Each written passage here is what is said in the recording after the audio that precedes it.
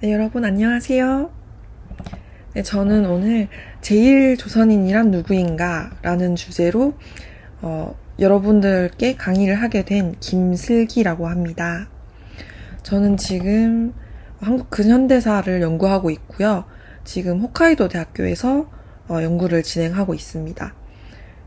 이번 강의가 1시간에서 1시간 반 정도 사이가 될 것 같은데요. 여러분 잘 부탁드리겠습니다. 그러면 이제 제1조선인이란 누구인가 한번 시작해 보도록 하겠습니다. 자, 먼저 제1조선인이란 일본 식민 지배의 결과로 일본에 거주하게 된 조선인과 그 자손이라고 할 수 있습니다. 그리고 이 사람들을 지금 제1교포 혹은 제1동포, 제1한국인, 그리고 일본에 살고 있다는 의미에서 자이니치 등으로 부르기도 합니다. 그러면 이 제1조선인들에 대해서 어떤 점들을 이번 시간에 알아볼지 한번 살펴보겠습니다. 목차입니다. 먼저 제1조선인들의 역사적 배경, 이 사람들이 왜 일본으로 이주했고 식민지 시기에 일본에서 어떻게 살았는지, 그리고 그 다음으로는 제1조선인의 법적 지위와 삶에 대해서 알아보도록 하겠습니다. 그러면 해방 이후에도 이 사람들은 왜 일본에 남게 된 것인지, 그리고 해방 이후 일본에서 어떻게 살았는 것인지에 대해서 보도록 하겠습니다. 그리고 마지막으로는 이 제1조선인들이 일본과 한국, 북한의 경계 위에 서 있는 이들의 위치에 대해서 살펴보도록 하겠습니다. 그래서 한국과 북한에게 그리고 일본에게 제1조선인은 어떤 존재인지 짚어보도록 하겠습니다. 먼저 첫 번째로 제1조선인의 역사적 배경입니다. 이 사진은 조선인들이 이제 일본으로 배를 타고 들어오는 그 이민장의 모습을 보여주는 사진이라고 할 수 있습니다. 이 사람들은 왜 일본으로 이주했을까요?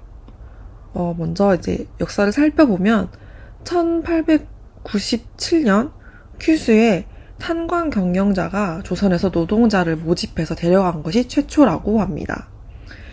그리고 1905년에 러일전쟁 이후에 이제 일본이 점점 국가가 제국으로 팽창하기 시작하면서 일본 내부에서 이제 많은 인프라 공사가 이루어지게 되는데, 그런 공사에 이 일본 그 공사를 진행하는 일본 회사들에서 모집한 조선인 노동자들이 토목공사에 참여하게 되었다고 합니다.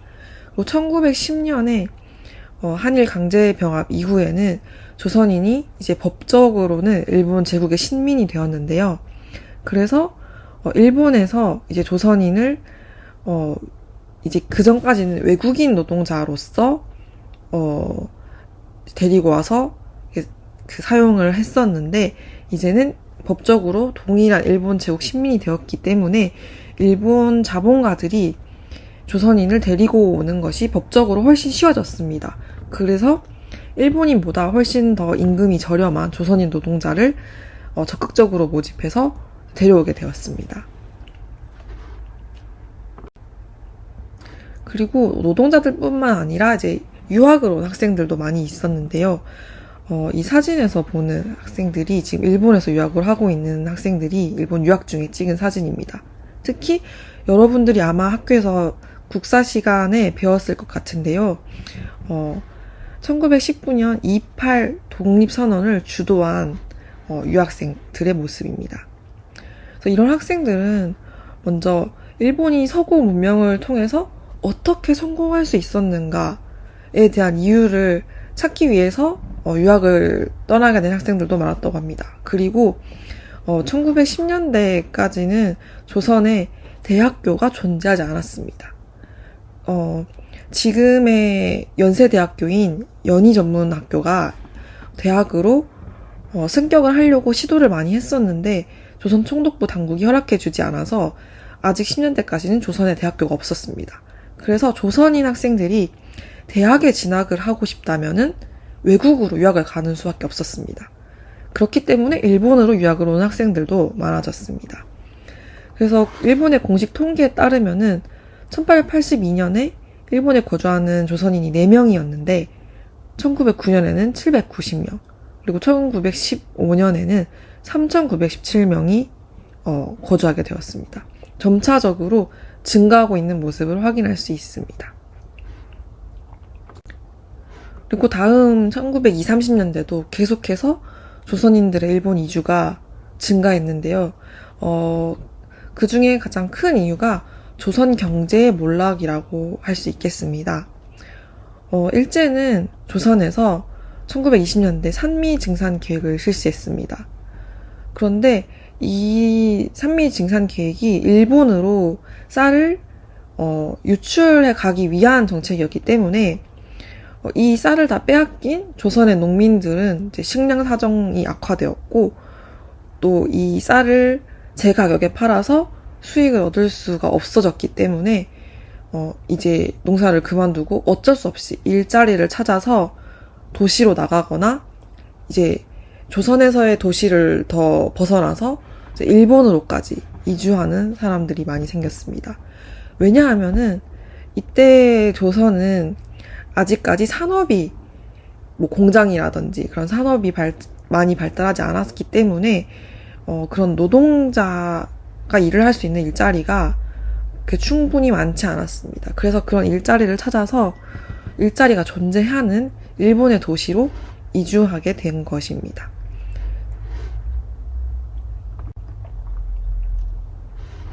그리고 이 시기에도 유학생들의 증가 현상이 계속 보였는데요.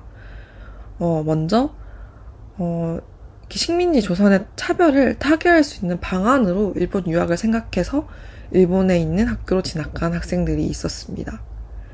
그리고 대학 진학을 위한 유학도 여전히 이어졌습니다. 사실 1924년에 조선에 처음으로 이제 대학교가 탄생하였습니다. 경성제국대학이라는 이름의 학교가 지금의 서울의 해화동에 건설되었습니다. 그런데 이 대학은 조선에 이주한 일본인 자제들을 위한 것이었지 조선인들을 위해서 만든 학교가 아니었습니다. 그래서 이 학교의 입학생의 다수가 일본인 학생들이었습니다. 그래서 대학교에 입학할 수 있는 자격이 그 기회가 통로가 너무 적었기 때문에 더 많은 기회를 위해서 일본으로 유학을 갈 수밖에 없었던 겁니다. 그리고 여기 또 한 가지 하나 생각해 봐야 할 점이 이 일본 경성제국대학은 일본의 식민지 통치에 도움이 되거나 혹은 그 식민 통치를 방해하지 않는 학문만을 교육했습니다. 그래서 법학과 문학, 의학 전공만이 개설되어 있었습니다. 그래서 뭐 정치학이라든지 경제학을 공부하고 싶은 학생들은 이 학교에서 그런 공부를 할 수가 없었습니다. 그렇기 때문에 그런 과목을 공부하고 싶은 학생들은 또 어쩔 수 없이 유학을 선택해야만 했고 그중 많은 학생들이 일본의 학교로 많이 유학을 갔습니다. 특히 와세다 대학교에 진학한 학생들이 많았던 것으로 알고 있습니다. 그런데 이렇게 1920년대, 30년대에 계속 조선인들의 이주가 증가하자 일본 당국은 이 이민자 유입을 저지하려고 시도했습니다. 왜냐하면은 1920년대 말부터 일본 경제가 불경기와 실업 문제가 대두되기 시작했기 때문에 일본인 노동자들의 일자리를 확보하는 것이 중요했습니다. 그런데 값싼 조선인 이민자들이 자꾸 오면은 일본인 자본가들이 일본인보다 조선인을 고용할 확률이 높으니까 이들의 흐름을 저지하려고 했던 겁니다. 그래서 1925년 8월에 조선인 도황 저지제라는 제도를 만들어서 실시했습니다. 이 제도는 일본 본토에서 일자리가 정해져 있고 그리고 적정 수준 이상의 여행비, 생활비를 갖추고 있고 또 일본어를 구사할 수 있는 사람만 일본행 배에 탑승할 수 있게 한 것입니다. 근데 이것으로도 모자라서 일제는 1928년에 도항증명서 제도라는 것을 도입합니다. 이 도항증명서라는 것은 조선에 본인이 이제 살고 있는 거주지 근처에 있는 경찰서나 파출소에서 이 일자리가 있고 일본에, 그리고 충분히 일본에서 살 수 있는 초기 비용이 있고 일본어를 잘 구사할 수 있다는 것을 증명받은 뒤에 이 증명서를 발급받도록 한 것입니다. 하지만 이런 제도들에도 불구하고 일본을 향하는 조선인들의 이 움직임은 잦아들지 못했습니다. 그래서 제1조선인들은 1920년에 3만여 명에서 1930년에는 29만 8천 명, 그리고 1935년에는 62만 5천 명 수준으로 급증하기에 이르렀습니다. 물론 이런 20, 30년대에 계속 지속된 조선인 이민자들의 유입은 조선 경제의 파탄과 조선에서의 생활이 어려웠기 때문에 더 나은 삶을 찾기 위한 시도의 한 방편이었던 것입니다. 그리고 1939년부터 1945년 전시체제기에는 이전과 조금 다른 양상의 일본 이주가 이루어지게 됩니다. 여러분도 아마 학교에서 배우셨을 것 같은데요. 이 시기에는 강제 동원이 이루어졌습니다. 일본이 1931년에 만주사변을 일으키고 37년에 중일전쟁을 개시했습니다. 그래서 이 전쟁을 수행하기 위해서 1938년에 국가총동원법을 발표했습니다. 그래서 이 법에 의해서 우선 일본 청년들이 군인으로 전쟁터에 보내졌습니다. 그러니까 이제 일본 내에서 이 산업에 종사하던 청년들이 군인으로 이제 전장으로 빠져나가고 나니까 이제 당장 이 청년들이 하던 일을 할 사람들이 없어지게 된 것이죠. 그래서 이 역할을 채울 조선인들을 데리고 오기 위해서 1939년에 조선인 노동자 모집 및 도황 취급 요항을 발표하고 이 조선인들을 강제적으로 연행하고 연행한 조선인들을 강제적으로 노동하게 하도록 했습니다. 그리고 1944년에는 이제 더 나아가 이제 군인으로 징발하는 징용이 시작되었습니다. 그래서 이 시기에는 탄광과 광산의 전쟁 수행을 위해서 필요한 에너지 자원이라든지 또 군수품을 생산하는 이런 공장과 여러 곳에 조선인들이 강제적으로 일을 하게 되었습니다. 그래서 제1조선인의 수가 급증해서 1945년 시점에는 약 200만에 돌파하게 되었습니다.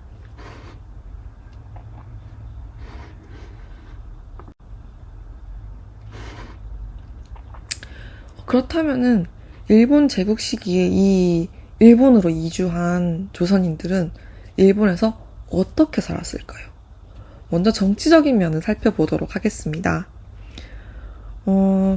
일본 본토에서는 일본 제국의 헌법이 적용되고 있었는데 이 헌법에 따라서 조선인 역시 일본인과 같은 참정권을 보유할 수 있었습니다.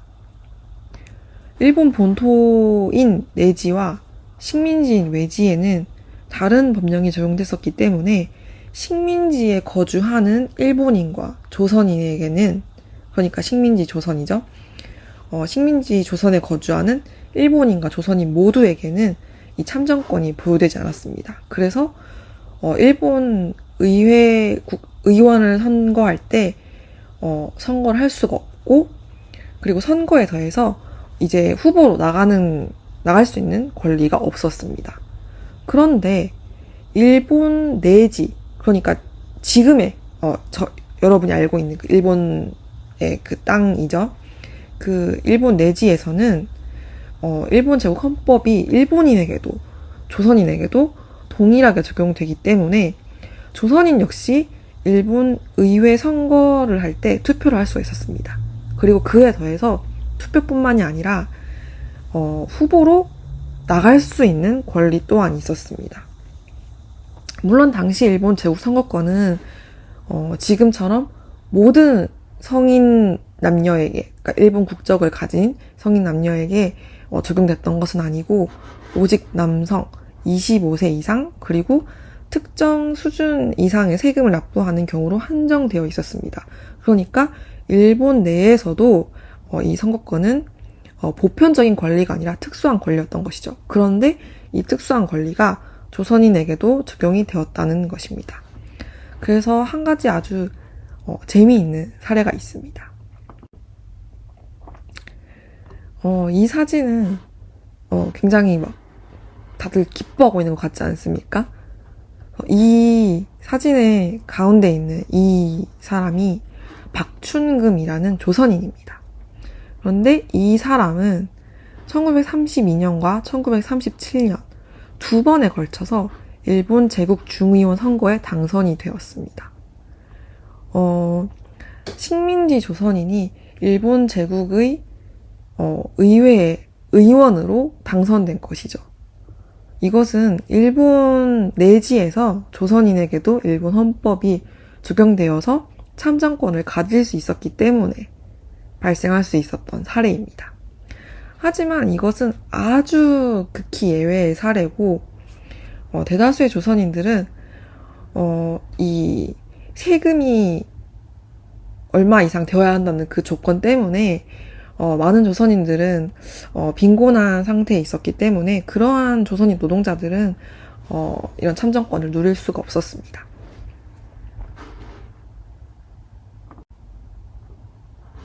그리고 이제 정치에 더해서 이제 사회면을 살펴보도록 하겠습니다.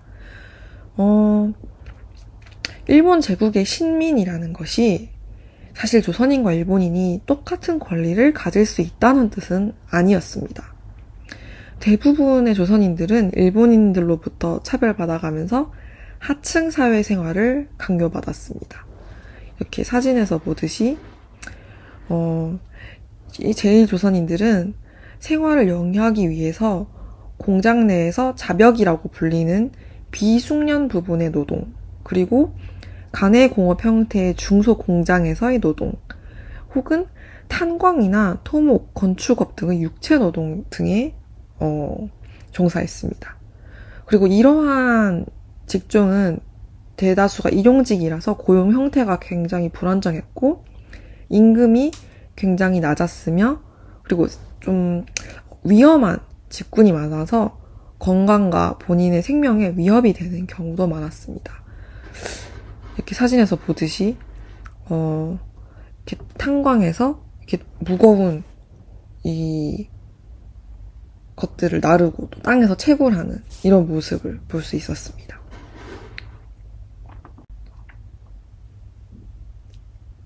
그런데 이렇게 살아왔던 제1조선인들이 이제 45년 8월 15일 식민지 조선의 해방을 맞게 되었습니다. 그러면서 이 해방 이후에 일본에서 제1조선인들의 법적 지위와 삶은 또 다시 변화를 겪게 됩니다. 그렇다면 어떤 변화를 겪게 되었을까요? 먼저 이 1945년 8월 15일 이 즈음 시기에 일본에서의 상황을 한번 살펴보도록 하겠습니다. 일단 일본 제국은 2차 세계대전의 패전국이 되었습니다. 그래서 항복을 표하고 미주리호라는 미국의 전함에서 이렇게 항복 승인 조인식을 하는 모습입니다. 이 사진이. 수많은 연합군, 주로 미군이 많은데요. 들이 보는 앞에서 일본 관료가 항복한다는 문서에 사인을 하는 모습입니다. 그리고 이 결과로 일본에서는 GHQ라고 불리는 연합군 최고사령부의 군정이 실시되었습니다. 한국에서도 45년 8월 15일 이후에 바로 지금의 대한민국 정부가 수립된 것이 아니라 미 군정 기관이 있었던 것처럼 일본도 동일하게 연합군의 군정 기관이 있었습니다. 그리고 이 연합군 군정은 식민지를 일본에서부터 분리하고 제국 일본을 해체시키는 작업을 진행했습니다.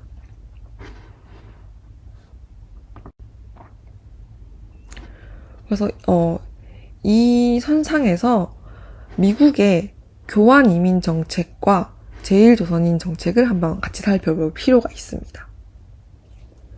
교환 이민 정책이라는 것이 무엇이냐면은 일본과 조선에서 뿐만 아니라 2차 세계대전 이후에 전 세계적으로 일어났던 정책인데요. 소수민족의 자발적 그리고 강제적인 소환을 실시해서 차후 민족 분쟁의 불씨가 될 수 있는 민족 문제를 해결하려고 했던 정책입니다. 그래서 미국은 제가 여기서 미국과 GHQ를 좀 왔다 갔다 할 때가 있는데, 그 GHQ라는 그 연합군 사령부의 절대 다수가 미군이었고, 미국의 영향력이 가장 컸기 때문에 미국이라고도 하고 GHQ라고도 이렇게 좀 중복적으로 이렇게 사용을 하게 됩니다. 어쨌든 그래서 이 GHQ는 1945년 11월에 조선 총독부에게 이것은 조선에 있는 이제 미 군정을 통해서죠. 미 군정을 통해서 일본인에 대한 일괄 귀환을 명령합니다. 그러니까 조선에 살고 있었던 일본인들을 모두 일본으로 귀환시키라는 조치였던 것이죠. 그리고 같은 달에 GHQ는 일본 정부에 일본에 있는 제1조선인들의 조선 귀환을 위한 조치를 지시합니다.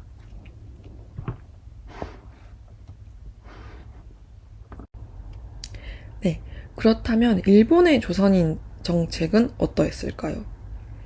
기본적으로 일본 당국은 모든 제1조선인들이 자발적으로 조선으로 돌아가 주기를 희망했습니다. 왜냐하면 당시 일본은 2차 세계대전에 패배하면서 경제적으로 굉장히 피폐한 상태에 있었습니다. 원자폭탄의 폭격을 맞았던 것도 있고요. 그리고 더 중요했던 문제는 앞서 살펴봤던 그 교환 이민 정책으로 인해서 일본 제국의 식민지에 있었던, 그러니까 조선, 만주, 그리고 동남아시아 여러 국가 등지에 있었던 일본인들이 일본으로 귀국하게 된 것입니다. 그리고 그런 이제 이주민 이외에도 전쟁을 수행하고 있었던 각국에 있었던 일본 군인들이 일본으로 돌아오게 된 것입니다. 그러니까 일본은 지금 당장 전쟁 때문에 국토가 황폐해진 상태에서 주택, 식량, 일자리 문제를 해결해야 했습니다. 그렇기 때문에 이 조선인들이 조선으로 돌아가 주기를 바랬던 것입니다. 이 조선인들이 약 200만이 있는데 이 200만이 사용하는 주택, 식량, 그리고 그 일자리를 일본인들을 위해 사용하고 싶었던 겁니다. 그래서 일본 정부는 이제 GHQ가 1946년 3월 발표한 조선인, 중국인, 육후인, 그리고 대만인의 등록에 관한 총사령부 각서에 의해서 귀국 희망자 등록을 실시했습니다. 그리고 이 희망자 등록 당시에 조선인들 다수가 귀국을 희망한다고 밝혔고 등록을 했습니다. 일본 정부의 공식 발표에 따르면 1945년 8월부터 1946년 3월까지 남한으로 귀국한 제1조선인은 약 94만 명이고 1950년까지를 합하면 104만 명이라고 합니다. 2차 세계대전 종전 직전에 제1조선인 인구인 200만에서 약 20%를 상회하는 60만 명 정도가 귀국하지 못하고 일본에 잔류하게 된 것인데요. 이 사람들은 왜 일본에 남게 되었을까요? 그 이유는 연합국 사령부가 정해놓은 귀환 규정, 그리고 이들 개인의 경제적인 사정과 조선의 정치 사회적인 상황 때문이었습니다. 일본 정부와 연합국 사령부는 조선으로 돌아가는 제1조선인들이 일본에 재입국하는 것을 금지했습니다. 그런데 이미 일본에서 오랫동안 거주하면서 생활 기반을 잡은 조선인에게 사업상으로라든지 아니면은 가족이나 지인을 만나러라든지 이런 자유로운 왕래를 할 수 없게 된다는 것이 문제가 되었습니다.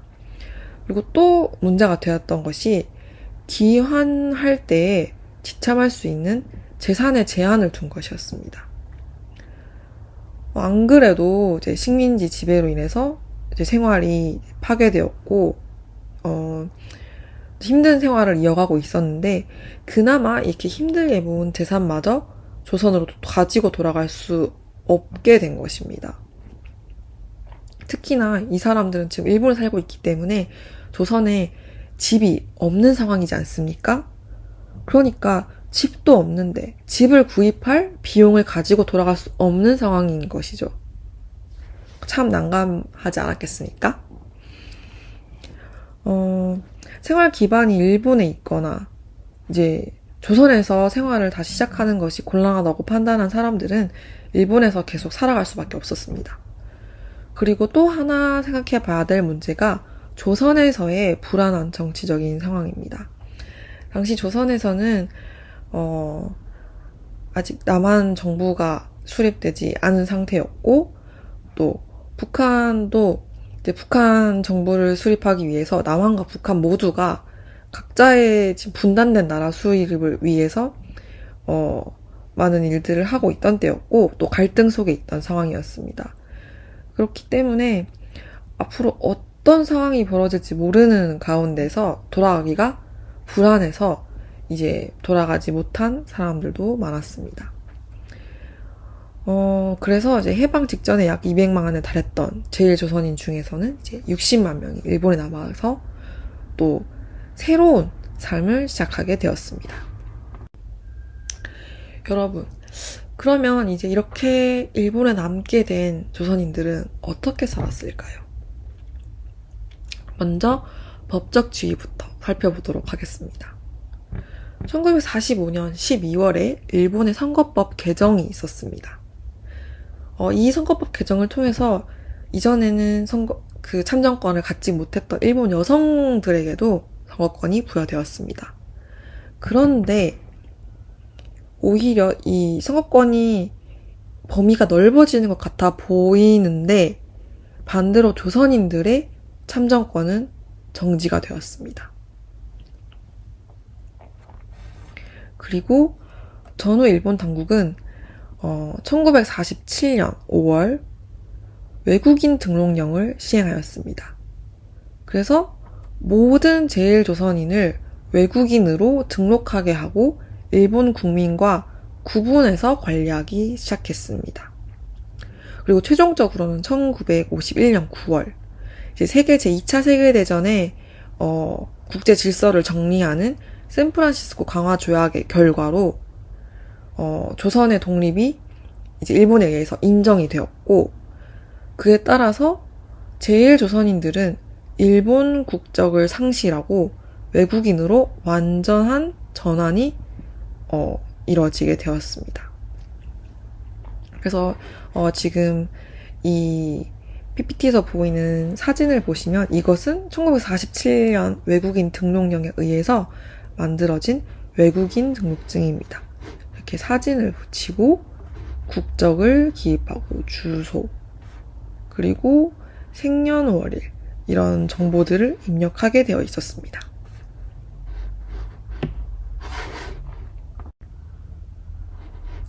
그리고 이 외국인 등록증에서 조금 더 살펴봐야 할 것이 있습니다.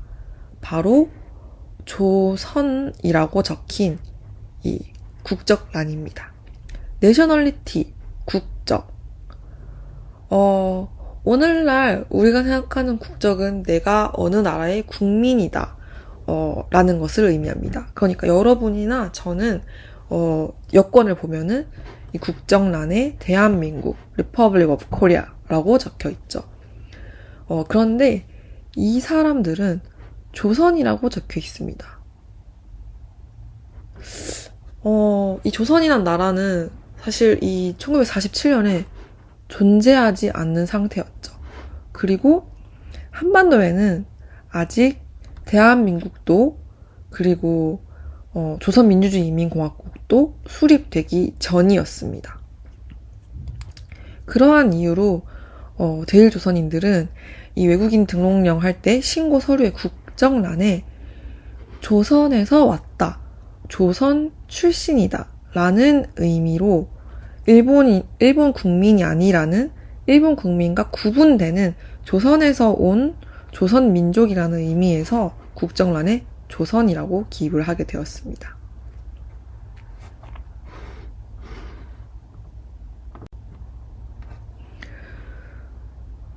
그리고 또 생각해 봐야 될 것이 국민이 아니게 된다는 것이 무엇인지입니다. 일본 헌법은 국민은 모든 기본적 인권의 향유를 방해받지 아니한다. 그리고 이 헌법이 국민에게 보장하는 기본적 인권은 침범할 수 없는 영구한 권리로서 현재 그리고 장래의 국민에게 주어진다 라고 말하고 있습니다. 그렇다는 것은 모든 기본적 인권의 향유 권리가 국민에게 해당한다는 것입니다. 그러니까 국민이 아니게 된다면 헌법에서 명시하는 기본적인 권리 그리고 각종 사회복지를 누릴 수 없다는 의미가 됩니다. 즉, 일본 정부가 일본 헌법을 따라서 제일조선인에게 복지를 제공하지 않아도 된다는 것을 의미합니다.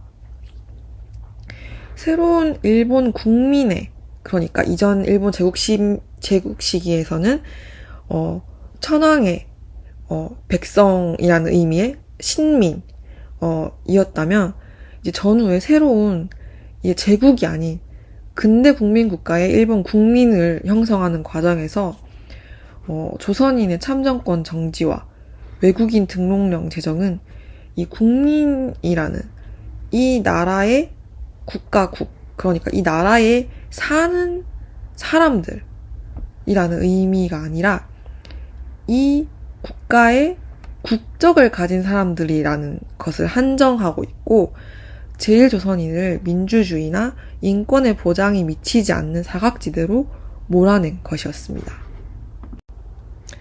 그렇다면 외국인이 된 제일조선인들은 외국인으로서 일본에서 어떻게 살아갔을까요? 이들의 앞에는 무국적자의 삶이 기다리고 있었습니다. 무국적. 그러니까 국적을 가지지 못한 사람들이라는 것이죠. 제일조선인들은 국민이 누릴 수 있는 권리를 보장받기 위해서는 일본 국적을 취득하거나 대한민국 국적을 취득해야 했습니다.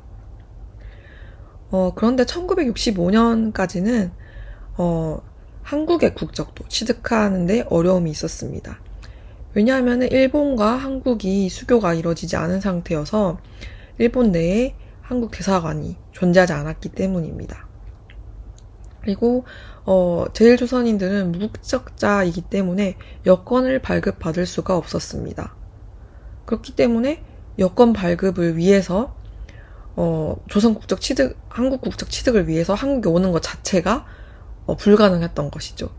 그래서 한국 국적 취득은 1965년 한일 국교 정상화가 일어나고 한국 대사관과 영사관이 수립되고부터 본격화되었습니다. 그런데 일본 국적도 대한민국 국적도 취득하지 않은 무국적 상태를 유지하는 한인들이 상당수 있었습니다. 이들을 가리켜서 조선적 혹은 조선적 보유자들이라고 하는데요. 여기서 말하는 조선적은 앞서 살펴봤던 이들의 외국인 등록증에 기재되어 있던 국정란의 조선을 의미하는 것입니다. 그래서 이분들은 자신들이 분단되지 않은 조선 출신이기 때문에 나중에 통일 한국의 국적을 얻겠다는 취지로 일본 국적도 대한민국 국적도 모두 선택하지 않겠다라는 입장에서 이런 조선적을 유지하고 계신 것입니다. 그래서 사실상 이것은 무국적인데요. 생활상의 불편함이 아주 큼에도 이것을 유지하고 계시는 분들이 아직까지도 존재합니다. 그래서 이분들은 지금은 여러 제일조선인 분들의 이런 차별 철폐 운동 같은 것들 덕분에 생활상의 많은 요건들이 개선이 되었습니다. 그래서 이렇게 보시는 제2국 허가증이라는 것을 발급받아서 여권은 가지고 있지 않지만 일본에 거주하고 있는 특별한 영주권자로서 외국을 나갔다가 일본에 다시 들어오는 것을 허가한다라는 것을 증명하는 이런 허가증을 활용해서 출입국을 하고 계시다라고 합니다. 그렇다면은 이제 해방 이후에 일본에서 어떻게 살았는지 경제 생활에 대해서 한번 알아보도록 하겠습니다. 앞서 말씀드린 것처럼 일본에는 구일본 식민지 지역으로부터 군인들과 그리고 거주민들이 약 300만 명이 돌아오고 있었습니다. 그래서 제일조선인들은 이 많은 사람들과 일자리 경쟁을 해야만 했습니다. 제일조선인들은 이들과의 노동 경쟁에서 극심한 차별을 받았습니다. 상당수가 날품팔이나 암시장으로 내몰릴 수밖에 없게 되었습니다. 그리고 일본 국적이 없었기 때문에 취직을 하는데도 어려움이 있었고 집을 구입하는 것, 그리고 집을 구입하기 위해서 은행에 대출을 받는 것 등 모든 것에 있어서 어려움이 많았습니다. 지금 보시는 이 사진은 1960년대 도쿄에 있었던 조선인 마을의 모습입니다. 이 사진을 봤을 때 이 당시에 조선인들이 겪는 어떤 생활상의 어려움이 어떤 것이었는가 미루어 짐작할 수 있다라고 생각합니다. 그리고 법적으로도 취업 제한이 존재하는 경우가 있었습니다. 바로 공무원의 경우였습니다. 그래서 제일조선인들은 정부 관료나 교사, 경찰관 등의 공무직에 진출할 수가 없었습니다. 그리고 더불어서 전문직인 변호사도 될 수가 없었습니다. 그 이유는 사실 사법시험 자체는 조선인도 응시가 가능했습니다. 그런데 사법시험을 친 이후에 변호사가 되기 위해서 사법연수 과정을 거쳐야 하는데 그 사법연수생을 채용하는 데에 있어서 일본 국적이 필요했기 때문입니다. 그리고 이러한 법적 요건이 없는 사기업의 경우에서도 채용에 있어서 조선인이라는 이유로 차별이 만연했습니다. 이러한 이유로 조선인들은 어쩔 수 없이 자영업에 종사하는 경우가 많았습니다. 그래서 파친코 산업과 야키니쿠 가게를 제일조선인들이 많이 하게 되었습니다. 여러분들 지금 보시는 이 포스터를 많이 아실 것 같은데요. 파친코라는 제목의 제일조선인들의 삶을 다룬 책이 출간되었고 그 소설을 바탕으로 해서 또 애플 TV로 이제 드라마 시리즈가 제작되었습니다. 보신 분도 있을 것 같고 아직 보시지 않은 분들도 있을 것 같은데 이 작품을 보면은 이 당대 제일조선인들이 일제시기를 거쳐서 외국인으로서 또 일본에서 어떻게 살아남았는가를 자세하게 살펴보실 수 있습니다. 이번에는 앞서 말씀드린 야키니쿠 산업에 대해서 한번 제일조선인과 야키니쿠에 대해서 살펴보도록 하겠습니다. 영상으로 보겠습니다. 일본 오사카 남바의 야끼니쿠 골목. 손님들의 발길이 끊이지 않는 한 가게가 있습니다. 대창 하나랑 생맥 2개랑 구이용 야채도 하나 주세요. 구이용 야채가 양파인데 괜찮아. 주문하는 말소리만 들으면 한국의 식당에 와 있는 것 같기도 한데요. 이곳의 사장님은 바로 내가 교포 3세가 됩니다. 이름은 송영이, 고향은 경산도 고령동입니다. 고기 냄새 가득한 골목을 17년째 지켜온 자이니치 3세 손용희 씨의 인생 이야기를 들어봤습니다.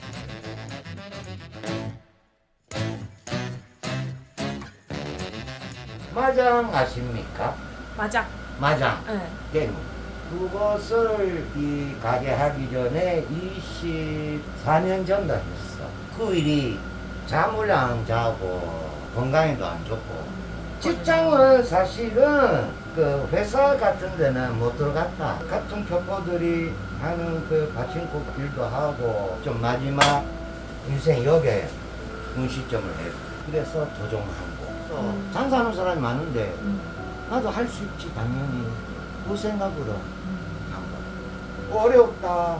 이제 배운 것은 한 달도 안 배웠고 직접 와서 손님하고 대화하면서 시작했다. 간절했지만 이룰 수 없었던 진짜 꿈은 따로 있었다고 합니다. 내 꿈은 축구 선수였어. 계속. 그리고 그 축구 대회가 있는데 그런 데는 못 나갔어. 군 대회가 뜨면 나가면 우승하니까 저천년에 하는 축구 단체가 있었는데 거기는 무조건 갈 수 있었는데 월급이 38,000원입니다. 그 당시. 네, 고등학교 졸업해서 일 하더라도 8만 원, 9만 원 받았다. 그래서 좀 끝냈어. 아버님이 없거나 엄마가 혼자 일하지. 갈 길 몰라서 보냈다. 6개월 전에는 울었다. 못해가지고. 그럼에도 꿋꿋하게 버티고 또 희망을 찾아온 손용희 씨의 인생은 자이니치와 함께 해온 야끼니쿠의 역사와도 닮아 있습니다. 작은 화로에 고기와 야채를 구워 먹는 요리를 뜻하는 야키니쿠.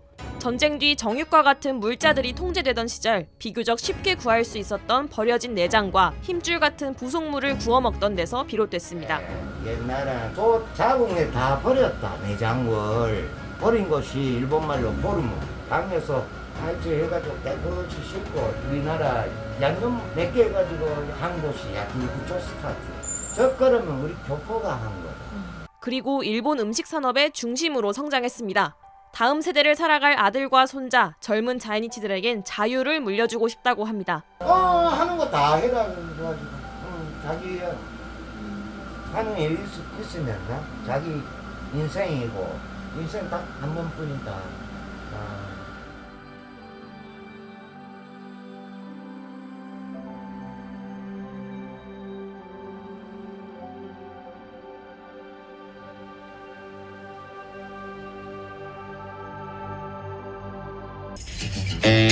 일본 오사카 남바의 네, 여러분 영상을 보면서 조금 더 자이니치에 대해서 좀 이해도가 올라가셨나요?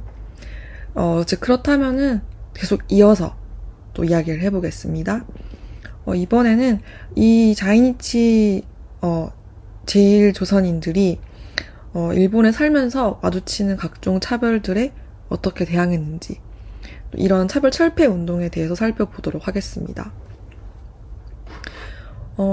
제일 조선인들은 일단 이 철폐 운동을 하면서 제일 조선인이라는 정체성을 더 자각하고 또 유지할 수 있었고, 일본 사회의 일원으로서 또 나름 살아가려는 노력을 또 이 운동을 통해서 계속 지속했습니다. 1970년대 히타치 취직차별 반대 투쟁이라는 운동이 있었습니다. 조선인들이 그때 당시에 일본에 살면서 일본식 이름과 한국식 이름 두 가지 모두를 가지고 있는 경우가 많았는데 취직 시험을 볼 때 일본식 이름으로 보고 채용이 내정된 상태였는데 이제 제일조선인이라는 사실이 알려지자 채용이 취소된 경우가 있었습니다. 그래서 그러한 것의 부당성을 고발해서 취직을 요구한 운동이 바로 히타치 취직차별 반대 운동이었습니다. 결국에는 이제 이 운동에 대해서 법정 투쟁이 일어났고 히타치 제작소라는 이 회사에 그 법정 다툼을 벌여서 1974년에 이 취직 차별을 당해서 이 소송을 냈던 그 박종석 씨가 승소한 것으로 이제 종결이 되었습니다. 그리고 또 다음 살펴볼 수 있는 운동은 1977년에 있었던 변호사 자격의 국적 조항을 철폐해달라고 요구한 그 투쟁입니다. 앞서 말씀드린 것처럼 사법시험에 합격을 했더라도 외국인은 변호사가 될 수가 없었습니다. 그 사법 연수 과정을 들어갈 수 없었기 때문이죠. 그래서 당시에 이 사법 시험에 합격했던 제일 코리안, 제일 조선인들이 그리고 그를 돕는 지지자들이 이 사법 연수생 채용에 있어서의 국적 조항을 철폐해달라고 요구하는 법정 투쟁을 벌였고 77년에 이것이 관철되어서 국적 조항이 없어지기에 이르렀습니다. 그래서 이때부터 조선인 변호사들이 탄생하기 시작한 것이죠. 그리고 뒤이어서 1980년대에는 제일조선인 지문 날인 철폐 요구 운동이 있었습니다. 외국인 그 등록을 할 때에는 그 지문을 날인하게 하는 조건이, 그 제도가 있었습니다. 그런데 이것은, 이 조선인들이 잠재적인 범죄자다. 그럴 때 범죄인 조회를 하기 위해 이 지문이 필요했기 때문에 이 지문을 등록하게 한 것이라서 이것에 대한 제일조선인들의 차별적인 감정이 굉장히 컸습니다. 그래서 이걸 철폐해달라는 요구를 지속해서 했고요. 그래서 결국 이 지속된 운동의 결과로 일본 정부가 1993년에 법을 개정해서 이 지문 날인을 하는 제도를 폐지하기에 이릅니다. 지금 보시는 이 사진은 이 지문을 날인하는 것을 철폐해달라고 요구하는 그런 운동 당시의 사진입니다. 그러면 이제 이렇게 살아온 제일조선인들이 일본과 한국, 북한에서 이 사이에 위치하면서 어디에서 어떤 위치에 서 있나를 살펴보도록 하겠습니다. 먼저 이들이 살고 있는 일본에서 제일조선인들이 어떤 존재인가에 대해서 생각해 보고자 합니다. 여러분들이 혹시 헤이트 스피치라는 것에 대해서 들어본 적이 있으실지 모르겠습니다. 현재 제일조선인들은 일본에서 상당히 잘 자리를 잡고 살아가고 있고 또 많은 일본인 이웃들과 함께 평화롭게 잘 살아가고 있습니다. 하지만 현재까지도 민족 차별이 일부 존재하고 정말 일부의 극우 세력으로부터 혐오 발언과 공격의 대상이 되어 오고 있습니다. 2000년대 이후에는 이제 인터넷을 중심으로 해서 혐한, 그러니까 이제 한국에 대해서 비판하는 이런 공격하는 분위기가 확산되기도 했고 헤이트 스피치라는 이런 혐오 발언에 제일조선인들이 표적이 되어 왔습니다. 이 사진에서 보시는 것은 이 헤이트 스피치 시위의 모습인데요. 이렇게 조선인은 기생충이라고 이렇게 하면서 일장기와 조선 태극기에 이렇게 훼손한다든지, 그 뒤에 보이는 일제시대 때 사용했던 우길승천기를 들고 행진을 한다든지 이런 모습들이 가끔씩 아직도 존재하고 있습니다. 그래서 이러한 차별과 맞서 살아가고 있는 제일조선인들의 모습을 한번 영상으로 살펴보도록 하겠습니다. 꼭 버티낼 기다. 반드시 헤쳐나갈 기다.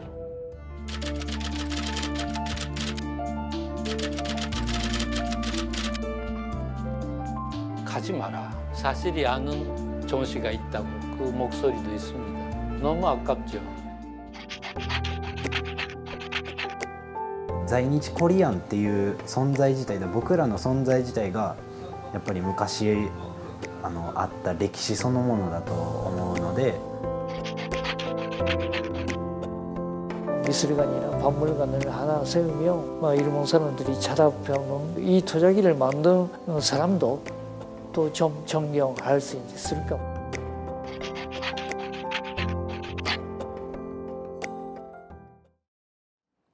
네, 제일동포, 이른바 자이니치 코리아는 일본 곳곳 각각의 자리에서 살아가고 있습니다. 이들은 100년 넘게 각자의 방식으로 수많은 차별과 혐오를 헤쳐왔습니다. 그래서 조금씩 터전을 만들었습니다. 이혜원 기자가 그들의 삶을 들었습니다. 在日韓国人について何か聞かれたこととか聞いたこととか知ってることってあったりしますか？特にないですね。あんまわかんないです。 겉모습만으론 누군가의 국적을 판단할 수 없죠. 제1동포는 어디에서나 각자의 모습으로 살아가고 있습니다. 그 속에 차별은 언제나 존재했습니다. 자이니치 가족의 삶을 소설로 녹여내는 작가 후카자와 씨 역시 아픈 기억이 있습니다.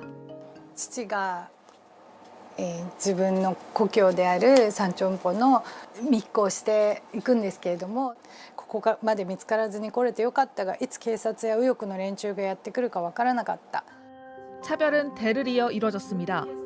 すごく深い関係になった時に、実は韓国人でっていうお話をすると、結婚考えていたけれども困るとか、別れましょうとか、いない時にあの人は韓国人だからこうなんだっていう言い方を。 하지만 꺾이지 않았습니다. 칼럼을 기고해온 잡지에 혐한 특집 기사가 실린 것을 보고 연재를 중단하기도 했습니다. 당시 특집 제목은 한국 따윈 필요 없다였습니다. でちょっと見過ごせないと思ったんですね。でそれでやめたんですけれども、やっぱりそうやって言っていかないと変わらないし。 자이니치 1세들의 활동을 돕는 봉사를 하는 김정희 씨. 한때 일본식 이름으로 살았습니다. 高3の時にね、私の本当の名前はキムです、キム・ジョンヒと呼んでくださいっていうような、でそれを先生に言いに行ったんですよ。あなたあともうちょっとで卒業でしょって、卒業したら自分で好きなように生きていいから、この学校にいる間は他の生徒に動揺を与えるようなそういう真似はやめてくれって言われて。 하지만 조금씩 세상이 바뀌고 있습니다. 自己紹介して名前が韓国の名前で韓国人だっていうのを明かした時に、すごい韓国語喋れるのとかすごい 차별에 맞서고 견디고 스며든 수많은 자이니치 덕입니다. 先代たちのおかげで今の若い子たちは、昔よりかは多分そういう就職とか自分のやりたいことが、できるような世の中に、なっていったんじゃないかなって思います。 JTBC 이혜원입니다. 일본 사회에서 소외됐던 자이니치들은 자신들만의 문화를 만들어냈고 또 이 문화를 일본 사회에 전파하기도 했습니다. 일본의 화로에 구워먹는 고기구이, 야키니쿠도 바로 이들 자이니치의 손끝에서 시작됐습니다. 이어서 조혜연 기자입니다. 일본 속 작은 한국 오사카 이쿠노구. 이곳의 코리아타운 시장엔 평일 낮에도 사람들로 북적입니다. 일제강점기 조선인들이 정착하며 만들어졌습니다. 제주도하고 여기 오사카관에 옛날에 정기 연락선이 있었거든요. 일하러 오거나 아니면은 뭐 그냥 징용으로 온 사람도 있고, 이런 사람들이 여기서 정착되면서 해방 후 4.3의 비극을 겪은 제주 사람들에게 기회의 땅이 되기도 했습니다. 지금도 시장 곳곳에선 제주에 뿌리를 둔 사람들을 쉽게 찾아볼 수 있습니다. 한국 분이세요? 네. 아, 저희 한국 방송국에서 왔는데요. 아, 소원에서. 네. 한국의故郷は どこになりますか? 제주도. 저희 할아버지 할머니 고향은 제주도입니다. 한국말은 이성. 제주도의 주전면 주전시. 제주도의 時代背景多分ご存知と思うんですけど、仕事もないし、いろんなペットパーティーとかっていうの。で、アボジが亡くなる前一回連れて帰ろうか思ってんけど、それも。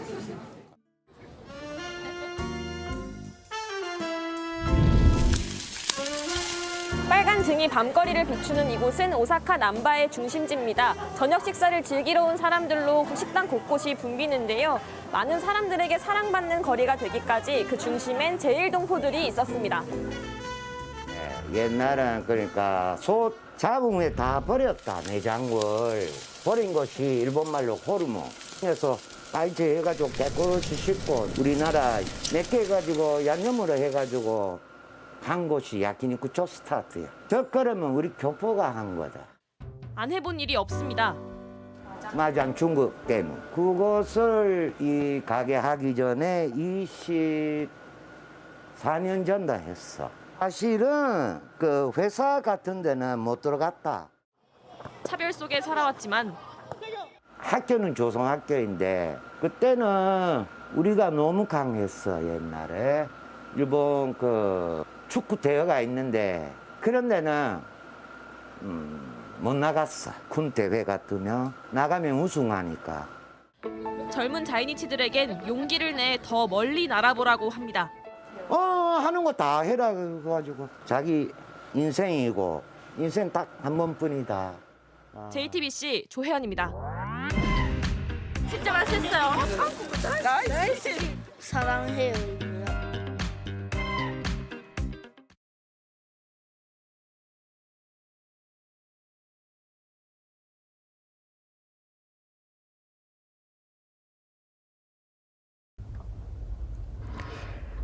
네, 일본에서 자이니치들이 지금 어떤 위치에 있는지 살펴봤습니다.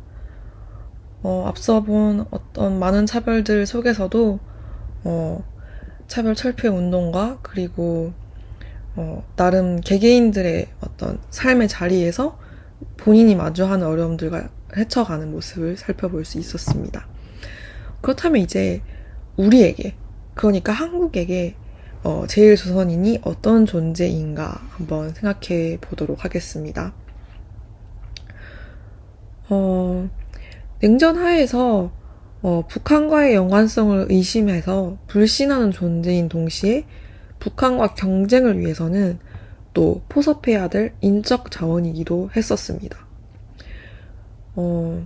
한국전쟁 발발 직후인 1950년 7월에 제1동포들은 조국을 돕기 위해서 지원병을 모집했었습니다. 그런데 당시 이승만 대통령은 제1동포의 상당수가 사회주의자라는 불신감을 가지고 있었기 때문에 이를 거절했습니다. 하지만 병력 부족을 해결하기 위해서 미군이 이들 제1동포들의 도움을 요청하자 642명의 제1조선인 청년들이 제1의용군으로 인천 상륙작전과 평양 탈환작전에 투입되었었습니다. 그러니까 이승만 정부에서 제1조선인은 굉장히 사회주의 그리고 북한과의 연관이 의심스럽지만 병력 부족을 해결하기 위해서 인적 자원으로서 미군의 결정에 의해서 어쩔 수 없이 받아들여야만 했던 존재였던 것입니다. 지금 보시는 이 사진이 그 당시 제1학도 의용군으로 선발되어서 6.25 전쟁에 참전했던 학생들의 사진입니다. 그리고 그 이후에 박정희 정부 시대 1960년대 초에 들어서는 북한에 대한 체제 경쟁 속에서 우위를 점하기 위해서 제1조선인 모두를 한국 국적자로 만들고자 했었습니다. 1964년에 있었던 한일 국교 정상화를 위한 예비회담에서 박정희 정부가 일본 정부에게 모든 제1조선인을 대한민국 국민으로 인정해달라고 요구한 바가 있는데 그것은 북한에 대한 우위를 점하기 위한 전략이었던 것입니다. 그리고 1966년 1월 17일 한일 법적 지위 협정이 발효된 이후에는 이제 제1조선인들 중에서 외국인 등록 국정란 기재를 조선에서 한국으로 전환하는 경우가 많아졌습니다. 그런 이후로 오늘날까지 지금 우리에게는 제1조선인은 제1동포 혹은 제1교포라고 많이 불리면서 저희가 TV에서 자주 보는 추서운 씨, 추사랑 그 가족들 이제 그런 멀지 않은 한국어를 쓰고 또 한국인의 정체성을 가지고 살아가고 있는 사람들, 우리의 동포다라는 인식이 많이 커져가고 있습니다. 그렇다면 북한에서 제1조선인은 현재 또 어떤 존재일까요? 또 전후 북한에게도 제1조선인은 부족한 노동력을 채우기 위해서 그리고 남한과의 경쟁을 위해서 포섭해야 할 인적 자원이었습니다. 그래서 1954년에 북한의 남일 외무상은 제1조선인을 조선인민공화국 국민으로 본다는 성명을 발표했습니다. 이는 제1조선인들이 조선민주주의인민공화국이라는 주권국가의 일원이라는 논리에 입각해서 북한 정부가 일본 정부에 대해서 제1조선인의 자유와 권리 옹호를 요구한 것이었습니다. 이게 정말로 제1조선인들의 권리 옹호, 자유를 위해서라기보다는 사실은 제1조선인을 일본의 소수민족이 아니라 북한의 국민으로 규정해서 북한 지도부의 어떤 영향력 하에 두고자 하는 것이었습니다. 그래서 이 선언 뒤에 1955년 일본에서는 이제 북한의 소속감을 가지게 된 제1조선인들을 중심으로 해서 제1본 조선인 총연합회라는 단체가 결성되었습니다. 이 단체는 지금까지도 존재하고 있고요. 북한과의 관계가 존재하는 단체입니다. 우리나라와 관계를 맺고 있는 제1조선 민단과 유사한 성격의 단체라고 할 수 있겠습니다. 그리고 이 조청년이라는 단체는 1959년부터 84년까지 제1동포들을 북한으로 귀국시키는 귀국사업을 실시했습니다. 그래서 93,340명의 제1동포들이 북한으로 영주 귀국하였습니다. 이 사진이 보시면은 제1조선 국민들의 꿈이라고 보여지는데요. 이 배가 바로 귀국하는 귀국선이었던 것입니다. 북한으로 가는 일본에서. 그래서 보시면은 이 출발을, 이제 귀환을 축하하시는 모습을 볼 수 있습니다. 이 사업은 북한 정부, 그리고 일본에 있는 조선인 총연합회, 조총련이죠. 그리고 일본 정부, 이렇게 세 당국이 함께 진행한 북사업입니다. 귀국 비용은 전액 다 북한 측이 담당을 했고요. 그런데 이거를 북한이 이렇게 북한도 일본도 찬성을 하고 이 귀국 사업을 운영했다는 또 각각의 이유가 존재했습니다. 일단 북한은 경제 건설과 또 남한과의 체제 경쟁을 위해서 노동력 부족 문제를 해결해야만 했습니다. 그리고 동시에 북한은 국제적으로 그 국가를 인정받기 위해서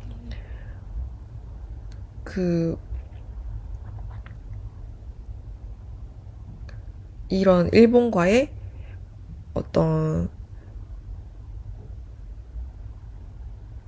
회담을 통해서 자신들이 동등한 어떤 국제적인 사회에서 모든 다른 국가들처럼 어떤 외교 활동을 할 수 있는 이런 정당한 국가로 보여지는 것을 원했습니다. 그리고 일본의 경우에는 60만에 달하는 이 외국인, 항상 외국인으로서의 어떤 차별을 철폐해달라고 이런 운동을 하는 일본의 입장에서는 일본의 치안을 위협하고, 그리고 또 이 사람들이 요구하는 것을 해주다 보면은 어쨌든 일본의 입장에서 또 재정이 소요가 되겠죠? 그러니까 여러모로 손이 많이 가는 이 제1조선인 문제를 사실상의 추방으로 해소하고 싶었던 마음이 있었습니다. 일본 정부에게는. 그래서 이러한 북한과 일본 정부의 이해관계가 맞아떨어져서 이루어진 것이 조청년의 귀국 사업이었습니다.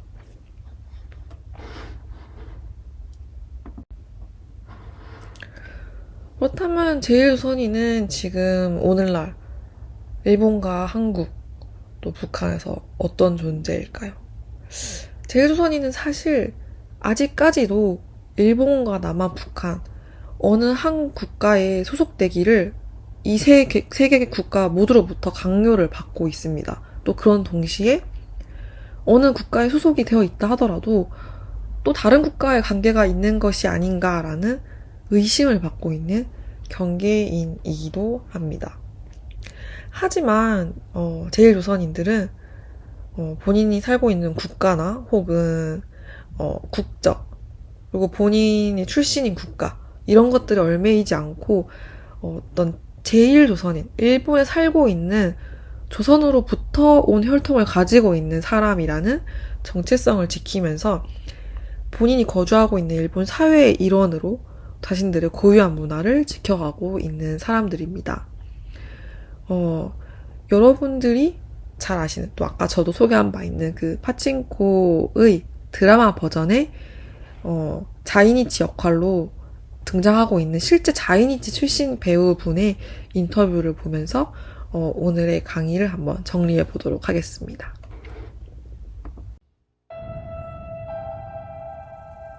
아가 생길 게다. My Korean name is Sohee Park. I always thought myself as an alien, outsider. To us, we don't have motherland. If there is a motherland, that is my grandma. Korea, to me, is my grandma.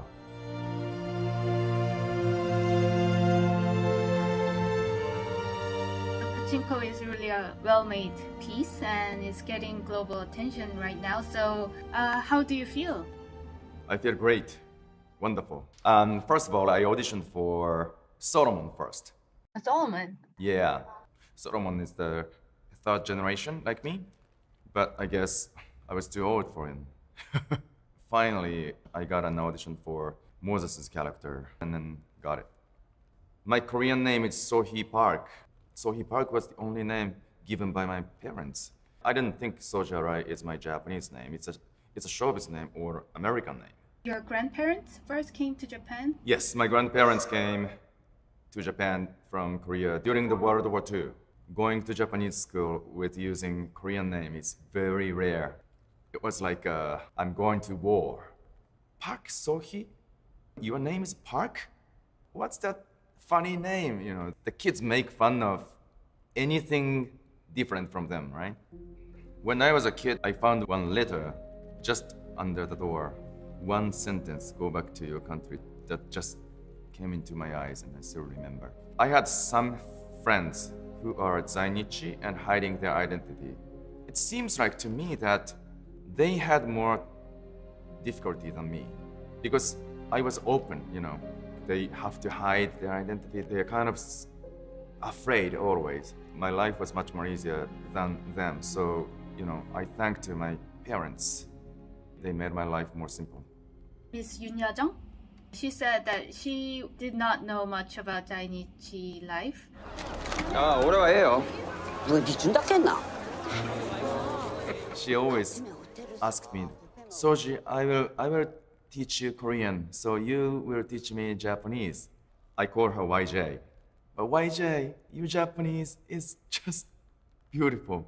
She just sounds like my grandma, the first generation Harmony Japanese. Every Zainichi viewer will cry when they hear her speaking that Japanese. It's so beautiful. It's so emotional.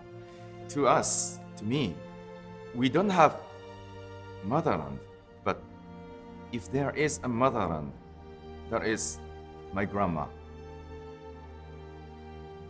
파친코가 자이니치 가족에 대한 얘기입니다. Because of this book and because of this drama series, I would be happy that Zainichi will be known by the world and also in Korea.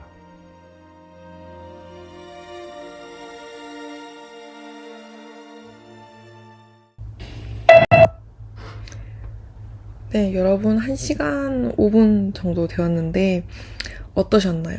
제일 조선인이란 누구인가? 어떤 사람들인가? 조금 이제 아실 것 같나요? 그럼 이 지점에서 한번 저희가 생각해 봤으면 하는 것들이 있습니다. 과연 국가란 무엇인가? 그리고 국적이란 무엇인가? 우리가 살면서 우리는 한국인이에요. 그리고 국적이 무엇이냐, 어디냐고 했을 때 당연하게 한국이라고 말하는 것에 어려움이 없었습니다. 저희는.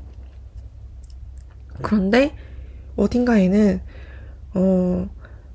자신이 누구인가, 그리고 어디에서 왔는가, 어느 나라 사람인가를 말을 할 때 고민할 수밖에 없는 사람들이 존재하고 있습니다. 이렇게 제일 조선인들처럼요. 일본에 살지만 조선인이고, 국적은 한국일 수도 있고, 일본일 수도 있고, 구사하는 언어가, 일본어이거나, 조선, 한국어를 못하는 경우도 있고, 다양한 경우가 있습니다. 그런데, 여러분 주위에도 제일 조선인은 아니지만, 이런 친구들이 한국 안에서도 전혀 없지 않다고 생각합니다. 요즘 한국에도 이제 외국인 분들이 많이 거주하고 계시죠?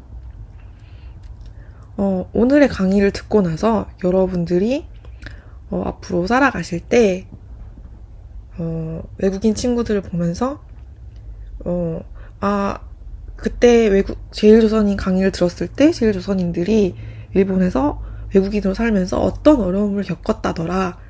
그런 것들을 떠올리시면서 그런 여러분들이 만나시는 외국인 친구들 그리고 외국인 앞으로 여러분이 성장해서 일을 하시면 뭐 회사에서 만날 동료들 그리고 지역 사회에서 만날 동네 이웃들과 함께 어떤 국적이나 민족에 얽매이지 않고 좋은 관계를 맺으면서 살아가는 분들이 되었으면 좋겠습니다.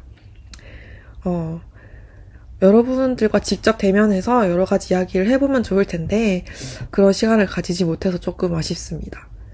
네, 그러면 이쯤에서 강의를 마치도록 하겠습니다. 네, 들어주신 여러분 감사합니다.